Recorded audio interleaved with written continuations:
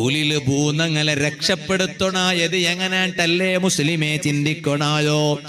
ഒരു ബേജാറിലുള്ള ഒരു മനുഷ്യ, ആ മനുഷ്യക്ക് എങ്ങനെ സമാധാന ആക്കണോട്ടല്ലേ ചിന്തിക്കണായോ? അതര ബദലുക് മനുഷ്യയുടെ ഗുലിക ഇടണായതല്ലേ.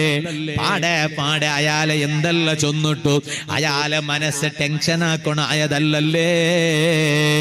ഒരു മനസ്സ് നൊമ്പലായെങ്കില് ആ മനസ്സിಗೆ ಗೊಂತಿಕ್ಕೂ നൊമ്പലായതര ಅರ್ಥ ಎಂದ್ರೋಟು ಅದೇ ಟೈಮಲ್ಲಿ ನಿಕ್ಕಿ ಇಪ್ಪ ಗೊಂತಾವುಲ್ಲ.